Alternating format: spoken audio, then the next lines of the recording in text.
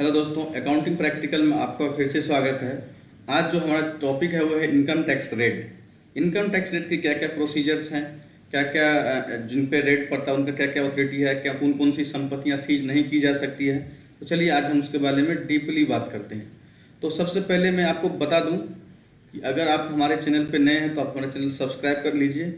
Income tax, GST, audit, finance management और भी अनेक तरह की टैक्स से संबंधित अपडेट्स हम यहाँ पर आपको देते रहेंगे। साथ में अकाउंटिंग से संबंधित आपको भी जानकारी देते रहेंगे। एक्सेल, टैली, ये सभी जानकारी यहाँ पर आपको मिलेगी। तो चलिए आज का जो हमारा मुख्य टॉपिक है वो इनकम टैक्स रेट है। इनकम टैक्स रेट जो है वो किस सेक्शन के अंदर आता है? इनकम टैक्स एक्ट 1961, तो ये तो एक्ट हो गया। उनका सेक्शन क्या है? 132 सेक्शन एंड सब सेक्शन 1। तो हम पहले मीनिंग समझते हैं। इनकम टैक्स रेट का मीनिंग क्या होता है। Search and survey operation are conducted by the income tax department is called raid और इंस्पेक्शन। हम यहाँ पे इंस्पेक्शन ऐड कर दिए हैं कि सर्च एंड सर्वे, कोई भी search and survey operation income tax department के द्वारा किसी एसएससी पे, करदाता पे या किसी भी व्यक्ति पे, सिविलाइज पे अगर किया जाता है तो उसे हम क्या कहते हैं? इनकम टैक्स रेड कहते हैं, इंस्पेक्शन कहते हैं। When they suspect an individual और बिजनेसमैन टू हैव इलीगल और अनडिस्क्लोज मनी और एसेट्स, जब भी उनको अनडिस्क्लोज मनी या इलीगल मनी या ब्लैक मनी या अनअकाउंटेड मनी या अकाउंटेड एसेट्स के बारे में जानकारी मिलती है तो वो क्या करता है? रेड कंडक्ट करता है। तो उसको ही हम लोग क्या करते हैं? रेड कहते हैं। चलिए हम आपको एक मुख्य टॉपिक जो हमारा है वो आज क्या है? क्या ब्लैक मनी। ये ब्लैक मनी क्या होता है? ब्लैक मनी वो मनी है जो जिनका अकाउंटिंग नहीं किया गया है, जो संपत्ति बिल्कुल ही मतलब अनअकाउंटेड है, कोई जिस पे कोई टैक्सेस नहीं पे किए गए हैं। तो चलिए इसके बारे में भी हम आपसे आसानी से समझाते हैं। Black money is a fund earn illegally on which income and other taxes have not been paid. The unaccounted money hoarded illegally or concealed from the tax authority is called black money. So that it is essential that one does not keep any unaccounted or undeclared money, jewelry or any kind of wealth. In event of such non-declared, the chances of income tax authority conducting a raid on the taxpayer. तो चलिए black money पर थोड़ा अच्छा से समझते हैं। भैया black money रहेगा तभी तो आपको क्या करेगा? इनकम टैक्स डिपार्टमेंट क्या करेगा? आपको रेड करेगा। तो हम ब्लैक मनी के बारे में थोड़ा आसानी से समझाते हैं आपको। क्या होता है ब्लैक मनी? जो अगर हमारा कोई भी संपत्ति, wealth, cash including all assets that is not accounted, that is earn illegally and which have not been tax paid, अगर जो अर्न किया गया है इलीगली वे से और जिस पर कोई टैक्सेस पे नहीं किए गए हैं, उसको हम ब्लैक मनी कहते हैं। चाहे वो कैश हो, ज्वेलरी हो, एसेट्स हो, कुछ भी हो सकता है, वो ब्लैक मनी ही कहलाएगा। ठीक है, तो इसलिए आप कंफ्यूज मत होइएगा। ब्लैक मनी मतलब वो ब्लैक कैश ही। ठीक है।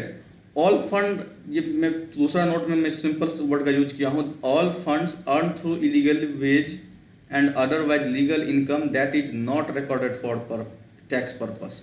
वो सभी फंड जो अर्न किए गए हैं इलीगल तरीका से और जिन पे कोई टैक्सेस नहीं पे किया गया, वो ब्लैक मनी है। चाहे वो एसेट्स हो और स्टॉक हो, जो कुछ भी हो, वो क्या है? वो ब्लैक मनी है जो टैक्स पे नहीं किए गए जिनके ऊपर। हमारा जो पॉइंट है, थर्ड पॉइंट जो है वो क्या है? When does a red happen.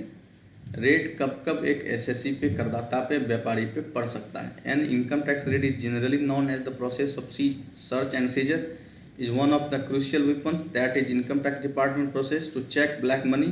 It is a measure that is known to continuously data valid to a raid happen conducted under any of following circumstance. इन निम्नलिखित परिस्थितियों में क्या हो सकता है? आपके ऊपर रेड पड़ सकता है। हम उसके बारे में डीपली में आपसे बात करेंगे।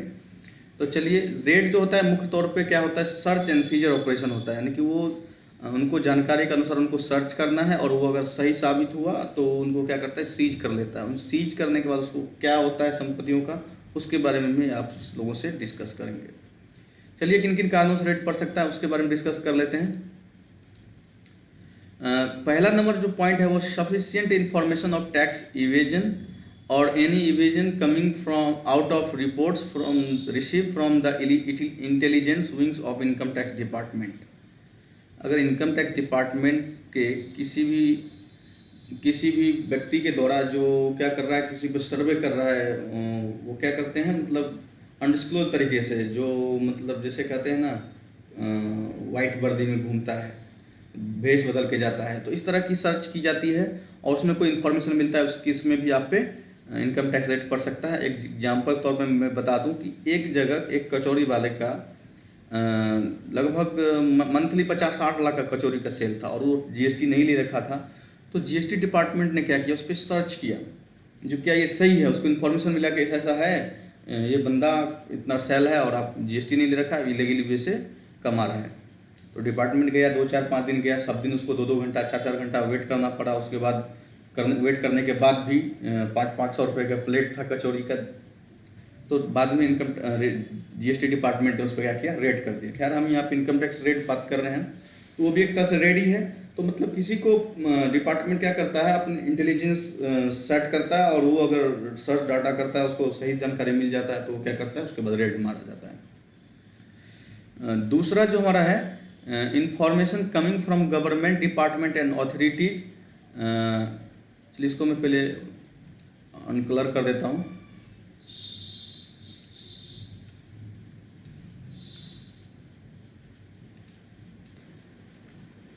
दूसरा जो मुख्य कारण क्या है, information coming from government department and authorities. जैसे कि किसी को अदर डिपार्टमेंट से, जीएसटी डिपार्टमेंट अलग है, कस्टम डिपार्टमेंट्स अलग है, सभी डिपार्टमेंट, किसी भी डिपार्टमेंट गवर्नमेंट डिपार्टमेंट थ्रू अगर इनकम टैक्स डिपार्टमेंट को इन्फॉर्मेशन मिलता है, ब्लैक मनी की सूचना मिलता है, तो उस केस में भी आपके ऊपर क्या किया जा सकता है, रेड कंडक्ट किया जा सकता है।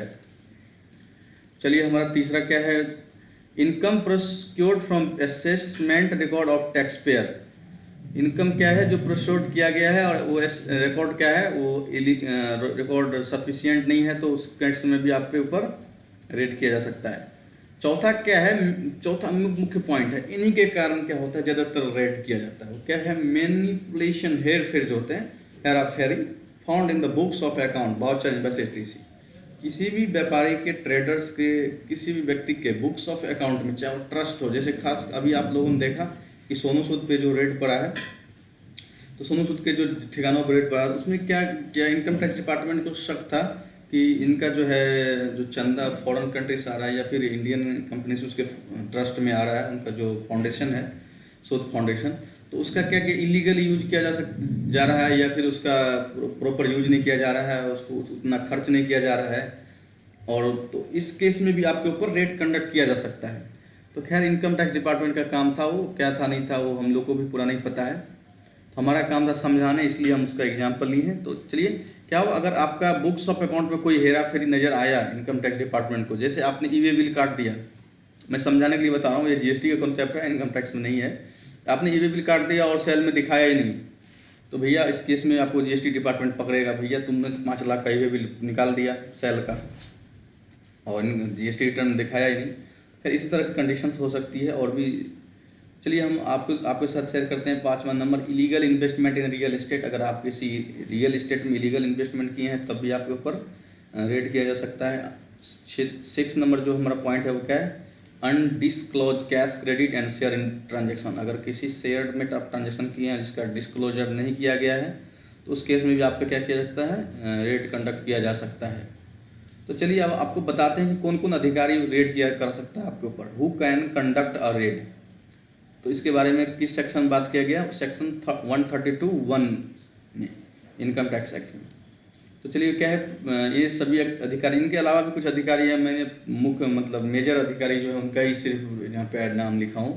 The principal chief commissioner of income tax department यहाँ होना चाहिए था, तो हमने principal chief commissioner, income tax officer, additional commissioner, joint director, joint commissioner, assistant director, deputy director, assistant commissioner, ये सभी ऑफिसर जो इनकम टैक्स डिपार्टमेंट है वो आपके ऊपर रेड कर सकता है। या फिर ये किसी और नीचे पद के अधिकारी को भी अपना पोस्ट दे के आप पे रेड कंडक्ट करवा सकते हैं। चलिए हम बात करते हैं आज आपसे जो asset that can not be seize. पहला हमारा पॉइंट है एसेट्स कैन बी सीज, जो संपत्तियां सीज किया जा सकता है और जो संपत्तियां सीज नहीं किया जा सकती, दोनों के बारे में। तो पहला पॉइंट क्या है हमारा, पहला नंबर में हमारा assets that can be seize. The authorised officer can seize the following types of assets. इन संपत्तियों को क्या कर सकता है, वो आपको सीज किया जा सकता है। तो पहला पॉइंट क्या, undeclared cash, jewellery and other assets. जो एसेट्स डिक्लेयर्ड नहीं है, कैश डिक्लेयर्ड नहीं है, तो वो क्या हो सकता है, बुक्स ऑफ अकाउंट में जो रिकॉर्ड नहीं किया गया है उसको क्या किया जा सकता है, सीज किया जा सकता है। Books of account, challan, diary, etc. Books of account है, कोई चालान है, डायरीज है या कुछ और भी डाटा है, उसको भी सीज किया जा सकता है। और हमारा तीसरा नंबर पॉइंट है computer chips and other data storage device. Computer की भी जो भी डाटा स्टोरेज डिवाइस है उसको भी सीज किया जा सकता है चेकिंग के लिए। चेकिंग के बाद उसको वापस कर दिया जाता है। अगर डिस्क्रिपेंसी नहीं पाया जाता है तो उसे क्या किया जाता है, वापस कर दिया जाता है। 6 नंबर पॉइंट क्या है, document relating to property, deed of convince.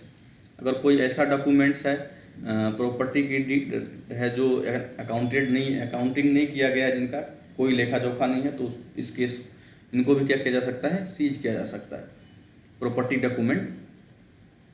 चलिए अब हमारा जो अगला पॉइंट है वो assets that can not be seize, वह संपत्तियां जो सीज नहीं किया जा सकता है। तो पहला क्या है, stock in trade off business. Stock of trade जो है, स्टॉक इन ट्रेड जो भी है वो सीज नहीं किया जा सकता है, बशर्ते आपके पास उनका प्रॉपर चालान होना चाहिए, टैक्स इनवाइस होना चाहिए।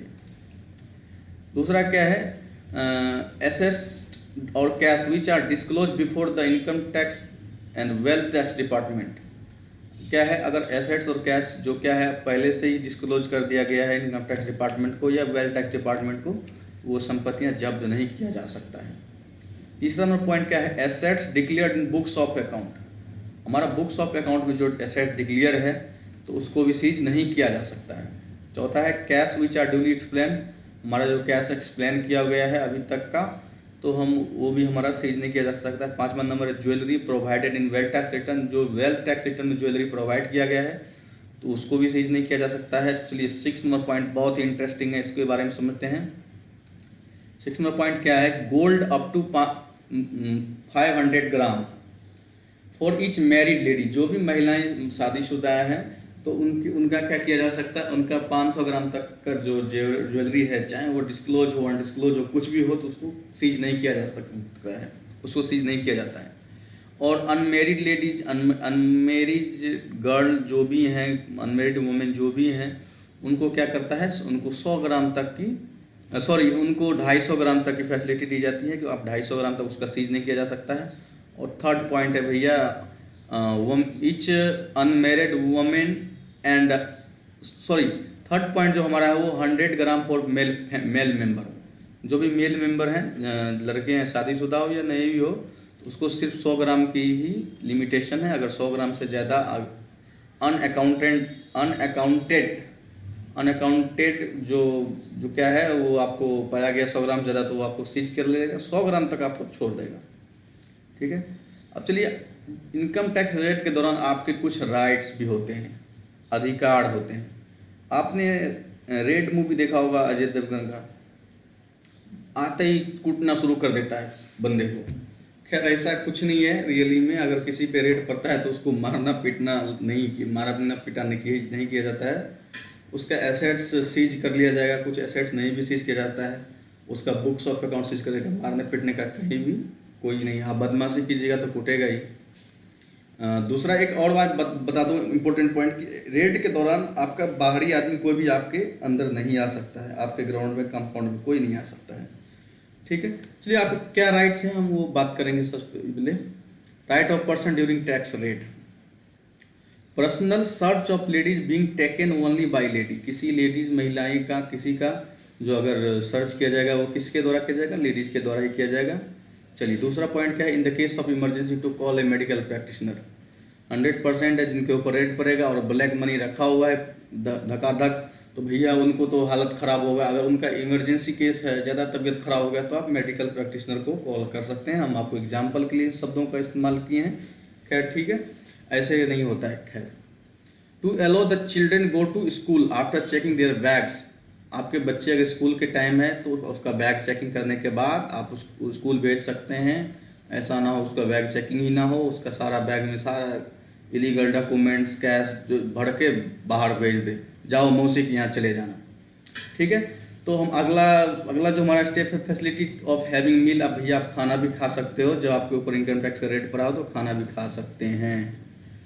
और नेक्स्ट क्या है, to have a copy of any statement that is use against him by the department. ये वर्ड हमको सबसे पहले यूज करना चाहिए था। अगर आपके ऊपर कोई रेड किया जाता है तो आप क्या कर सकते हैं, आप उन रेड करने वाले डिपार्टमेंट से डॉक्यूमेंट मांग सकते हैं कि भैया हमारे ऊपर जो रेड किया जा रहा है उसका हमको डॉक्यूमेंट चाहिए, और फिर आप सीजर कीजिए। ऐसा नहीं है, अक्षय कुमार साहब का एक मूवी है सुपर 100 ऐसे क्या याद नहीं है हमको, उसमें वो सब जाता है बिना मतलब, डिपार्टमेंट तो है ही नहीं, बिना वैसे ही जाते थपड़ना शुरू कर देता है। तो ठीक है, आप यहाँ पे समझ पाए हैं कि इनकम टैक्स की रेट की सारी प्रोसीजर, सीजर्स एंड सारी समस्याओं को समझ पाए हैं। अगर आपको वीडियो अच्छा लगे तो आप इसको शेयर कीजिएगा, लाइक कीजिए और हमारे चैनल पे बने रहिए। तब तक के लिए अलविदा।